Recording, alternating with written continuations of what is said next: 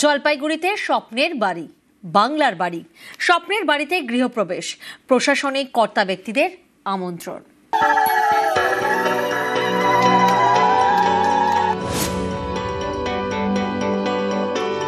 একসময় ছিল বেড়া আর খড়ের দেওয়াল, মাটির মেঝে, এখন পাকা বাড়ি।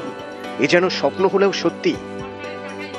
আগে তো আমাদের টিনের ঘর ছিল, তো এখন হচ্ছে পাকা ঘরে হয়েছে, আমাদের খুবই ভালো লাগছে। স্বপ্নের বাড়িতে গৃহপ্রবেশ, প্রশাসনিক কর্তা ব্যক্তিদের আমন্ত্রণ, মিষ্টি মুখ। বাংলার বাড়ি রাজ্য সরকারের প্রকল্প।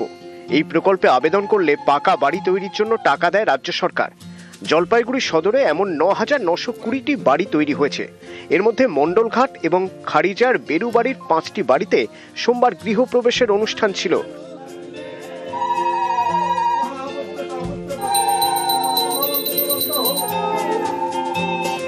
অনুষ্ঠানে আমন্ত্রণ জানানো হয় স্থানীয় বিডিও, জেলা পরিষদের সভাধিপতি এবং পঞ্চায়েত সমিতির সভাপতিকে।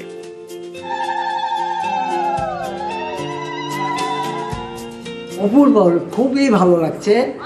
এই যে মমতাদি সহযোগিতায়, পশ্চিমবঙ্গ সরকারের উদ্যোক্তায় আমি যে এই সুযোগটা পেয়েছি, এতে আমার একেবারে আন্তরিক প্রচুর আনন্দ।